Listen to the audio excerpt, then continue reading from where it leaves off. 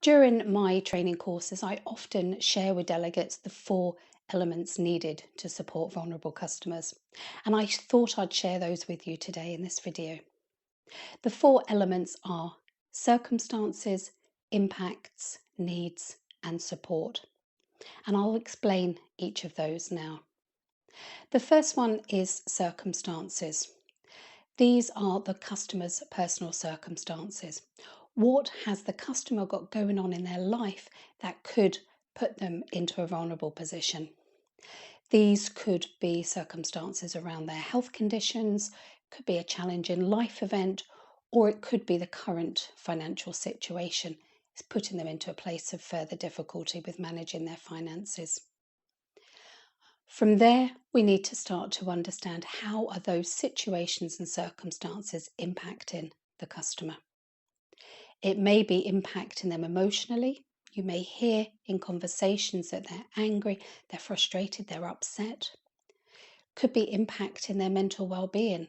They might be feeling even more anxious, stressed. If they have an existing mental health condition, it may be exacerbating that.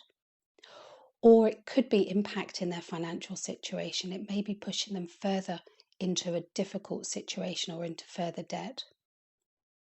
From there, we need to start to understand what does that customer need.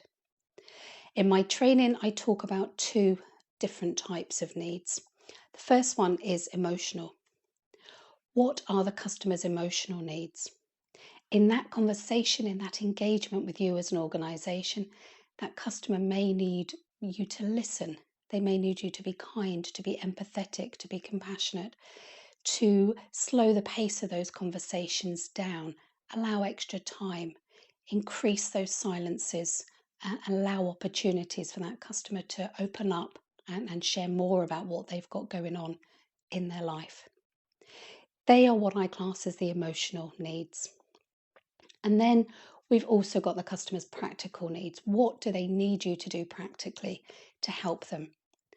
This could be needing extra support with completing forms or talking them through a process. It might be that you need to send information to them in writing after a telephone conversation. And it might also include signposting. There's only so much you can do to support that customer within your organisation. So signposting to external charities and organisations is absolutely crucial, letting them know where else they can go to get support. And that leads me on nicely to the last element, support. What do you need to put in place to support that customer and meet their needs? This is when you need to analyse your current processes, your current practices, and start to understand, are you effectively and proactively meeting your customers' needs? So these are the 4 elements to consider: circumstances, impacts, needs, and support. And my biggest top tip for you is please don't get too bogged down with the customer's circumstances. Move that conversation forward. When they share that they've got something going on in their life or they've got a difficult situation, acknowledge that, thank them for sharing that. Then ask the question, how is that impacting you? Then move it forward to the needs and the support. What do you need from us? What support do we need to put in place to be able to meet those needs?